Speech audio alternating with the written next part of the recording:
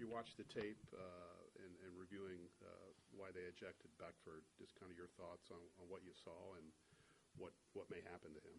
I'm not exactly sure what's going to happen with Dwayne. We haven't connected with the Big Ten office, and I haven't spent any time with our sports administrator. I'm assuming that'll probably happen this evening or tomorrow sometime.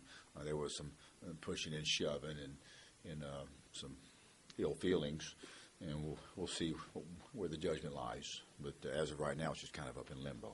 They said he threw a punch. Did you see him throw a punch on film? Well, I don't want to elaborate on that part of it because I'm biased. But based on what the Big Ten has done in the past, they've set out those players the next game. Do you even start preparing for not having Dwayne? I think we'll know something pretty soon. Okay. That's why I don't want to say or do anything right now. We'll talk to them and we'll see where it lies, and then we'll move from there. And again, I've been around this game for a long time, and I don't know where you draw the line between what's overboard and what's not. So we'll let the Big Ten officials and our sports administration, everybody get together and meet, and we'll get the word. There was some talk that maybe Lucas did something threw a punch, or did you see anything like that? No, not exactly. Okay. Again, I mean, there's a fine line, you know what I'm saying? So that's all I'm going to elaborate on it. I'm going to let the people from the Big Ten office and our sports administration will all get together and see where it lies. So I'm not going to be done, but so you don't think what they did, whatever it was, because we haven't seen the film yet, deserves a suspension? Well, it depends where they draw the line at. I've seen a lot worse, and people get punished for it, and I've seen a lot less, and people not get punished for it. Okay. So it's kind of like going to court. You want to see where the judge is at today. Did Brandon, was it ACL for Brandon Cottom? Do you know the extent yet? That's the early diagnosis. Now they'll let the swelling go down. They'll go do the MRI, but all indications are that it will be another ACL. Just back to Beckford for one other thing. If the Big Ten doesn't do anything, would you step in and do anything, or are you just going to go with whatever the Big Ten says? I haven't really given that part of it a whole lot of thought. We'll wait to see where it lies. Akeem Shavers, I know you were asked about him after the game, but he walked past me on the sideline with like a minute and a half to go and left the game. Is he okay? He looks kind of woozy. Well, he got a collision. Okay. Had a collision, and sometimes you can be a little woozy after a collision. I think he'll be okay for next week. Okay. We're not going to practice today. We're going to start looking at film on Indiana, and then let our guys freshen up some. We're a banged up football team. We're getting thin. We're getting lean, particularly across the line of scrimmage on both sides of the ball. We'll have a better feel for where he's at here in the next couple of days. I'm optimistic he'll be okay for next week. But if we were practicing today, he wouldn't go. Are you two quarterbacks moving around today? Good. Thank goodness. Good. You never know. After the game, but they're fine. If we had to practice today, both of those guys would be able to go. What did you see on film from both your quarterbacks? They didn't play as well at times in the game. Did some things well. They were hot and cold throughout the course of the game. We didn't have many plays on offense in the first half. They came out and sustained a drive early. Then we came back and answered the bell and sustained a drive. Then they came back and sustained another drive and scored. And then we muffed a kick and then put them back out on the field. So we didn't have many plays, early in the game. But it wasn't our best game at quarterback. Either quarterbacks did not play their best game of the season yesterday. Both did some good things, showed some courage, and threw some good passes, also threw some not-so-good passes. So it wasn't our best game. Certainly some room for improvement. After looking at the film and the Marv touchdown was called a touchdown, then reversed, right. What did you see? Well, funny you should ask.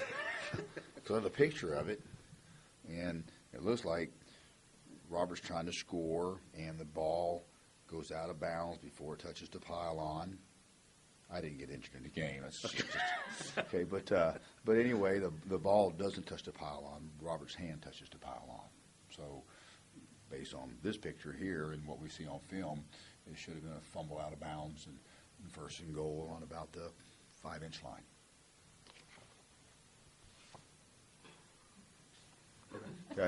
mean, is that something you will submit to the Big Ten? I mean, how do you handle that moving forward? Well, they now? can't change it now. I know they can't change it. But We submit a list to the officials every week on calls that we think need to be reviewed, and they do a great job with it. And sometimes the calls were not good calls, and sometimes they are good calls, and they will always get back with us. Their head of officials does a great job, and he always gets back with us. He says, "Coach, you're right.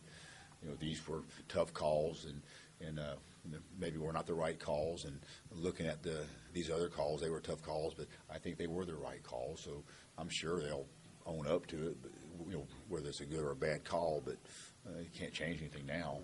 But we do a review every game and send a review in after every game every week. It's nothing new. You sending more plays this week than maybe in previous weeks? More than I'd like to. Obviously more than I'd like to. Is this the most important game of your Purdue coaching career? Well, it's the most important game for this team, in this season, obviously, because it gives us an opportunity to have a successful season and to get into postseason play.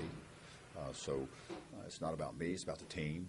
It's very important to me because it's an opportunity for us to get into postseason play and have a successful season. And I really feel like we've made great progress in every phase of our program. It's been an awful lot of work, and we'd like to see us have a successful season. So it's very important to me, but it's about the team. It's not about Coach Hope. Obviously your profession is pretty stressful anyway, but you don't feel any more stressed going into this game than you would any other game? I was okay till you started interviewing me. So the answer is no. The answer is no. Is it easy to treat this just like another game, knowing the importance of it? Well, it's not just another game. It's a game that can really make a difference in our season. When this weekend brings the bucket back to West Lafayette, it's a fantastic rivalry. It really is. I'll probably ask 1,000 times this week about the significance of this rivalry, but it is really a great rivalry. So it's the type of games that you want to coach in, the type of games that you want to play in. We won't go about it the same. I'm sure there'll be more focus, from the coaches and the players. Not that there's not already great focus, but something like this, a game like this, always heightens everything, and that's a lot of fun. It's probably good to have it at the end of the season, because I tell you, all seasons are long seasons, and to have a big rivalry game at the end, I think adds some fuel to the fire at the end of the season, and it's going to be exciting. I had my thought there, then I lost You it. and Shavers. Yeah. I guess I got my bell rung yesterday. Are you woozy? Some Yeah, days Mike, I are am. you woozy? Very much. Some days I am. Just follow up on that. I mean, when the Big Ten was redoing this whole thing, redoing the schedule, there might have been talk of playing this game in the middle of the season too. But obviously, you're happy where it's at right now at the end of the year. I think it's a lot of fun having a game at the end of the year. I really do. From a logistics standpoint, gets everybody really excited about football at the end of football season. It's fixing to turn into basketball season pretty soon, and to have the Purdue IU Oak and Bucket game at the end of the season, I think is a great place strategically to have the game set. If they put it in the middle of the season, then we'll get all excited about it in the middle of the season. But I like where the game sits. I think it's really a lot of fun. Not being able to win 2 in a row this year, I mean, frustrating. I mean, how do you sum that up, and how do you pinpoint, why that hasn't happened, Jeff? Well, it's a lack of consistency in some ways. At the beginning of the season, we started off slow for a lot of different reasons. As a result, we didn't put back-to-back wins together. And then you get into the second half of the season, and the competition is really tough. It's tough to have back-to-back wins when you're playing at Wisconsin and at Michigan and at Penn State, some of the top teams in the country. So I think the level of competition the second half of the season makes it a challenge. And the fact that we started off a little bit slow at the beginning of the season for whatever reason also makes it a challenge. I don't think it's a curse or a jinx, or a pattern. I think it's just kind of happened that way. No other injuries of note coming out of yesterday? I was going to look and see. You want to see the picture again? Saw it first. It's like 500 angles of it, okay?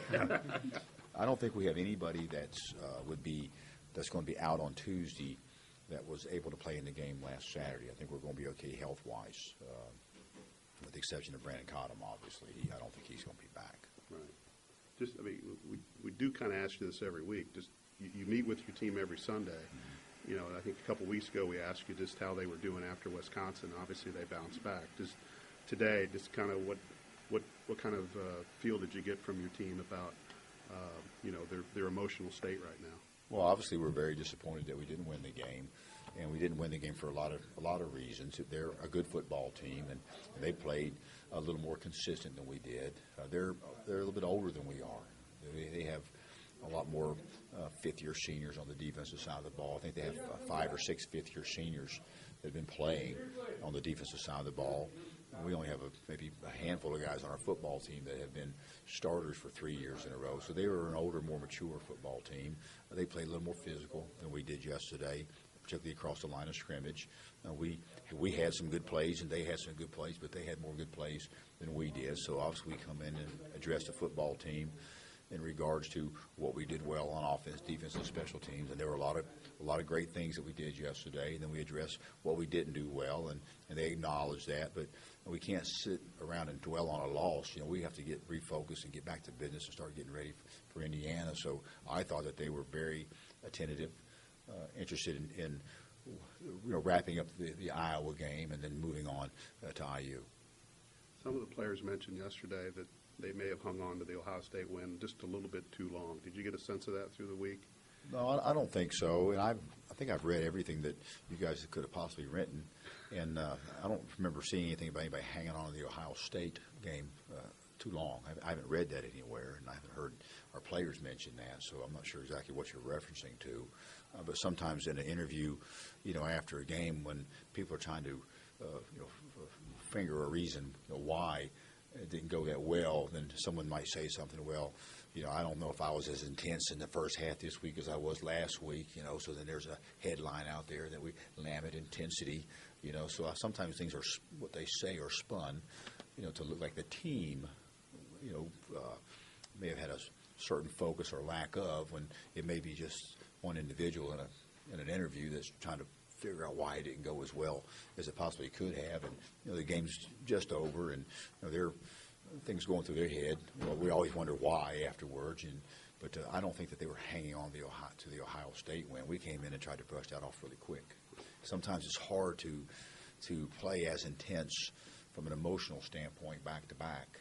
We've mentioned often the second half of the season that in this league and probably every league, that sometimes it's not who you play, but when you play them, or where you play them. And I think that may have been the case yesterday. Again, you played a very proud, successful Iowa football team that didn't represent itself as well as it would have liked to a week ago, and we're coming off of a big win, and we lose, and they play well, and that's kind of been a trend there's been a trend similar to that throughout the course of the league, for the second half of the season. So I don't think they necessarily hung on to the Ohio State win too long. I don't think that happened. We played a good football team yesterday, and they executed better than we did yesterday, and they were more disciplined than we were when it was all said and done yesterday.